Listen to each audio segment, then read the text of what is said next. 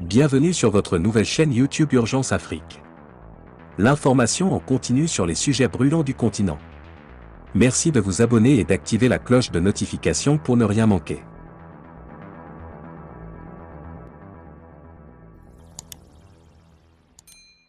L'avenir du franc CFA en danger au Mali. On a faussement répandu dans le monde l'idée que l'Afrique noire a ignoré la monnaie au profit du troc, système d'échange de marchandises entre elles. Si ce troc exista effectivement entre des peuples de l'Afrique précoloniale, en revanche dans le Soudan occidental en général et dans la vallée du Niger en particulier, exista une monnaie connue sous le nom de « colon » et qui servit à assurer les échanges commerciaux jusqu'à l'arrivée des Européens à la fin du XXe siècle. La monnaie exista aussi en Europe sous le nom de franc en France, de livres sterling en Grande-Bretagne depuis l'époque victorienne, de marque en Allemagne depuis Bismarck, etc. Au début de la colonisation française vers 1898, suite à l'effondrement de l'empire tout couleur d'Amadou Tall en 1893 et de Samori Touré en 1900, le franc français fut introduit chez nous et survit jusqu'à l'indépendance en septembre 1960.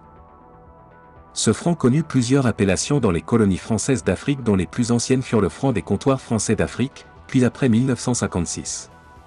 À l'indépendance en 1960, c'est ce franc qui était en vigueur dans les colonies françaises d'Afrique, mais suite au référendum d'autodétermination de 1958, la Guinée sortit de ce franc et créa sa propre monnaie sous le nom de Cili.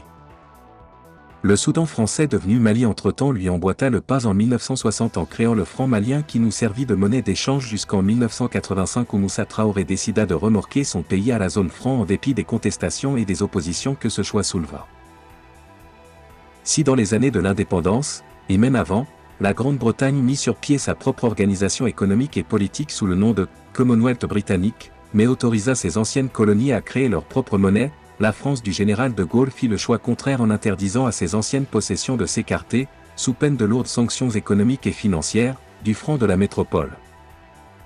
Sous le franc malien, 1962 à 1985, le Mali offrit à ses travailleurs un pouvoir d'achat relativement stable alors que dans les pays de la sous-région gérés par le FCFA sévissait l'inflation et la hausse des prix. Le retour du Mali en 1985, décidé par l'UDPM contrairement à l'avis des meilleurs économistes africains fut une grave erreur politique et monétaire.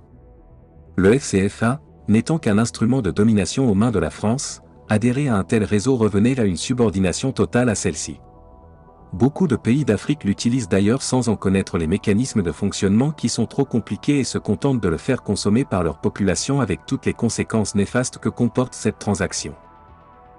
Les récentes décisions de la CEDEAO et de l'UEMOA contre le Mali n'ont de sens que vu sous cet angle car c'est cette seule pression monétaire qui les pousse à hausser le ton.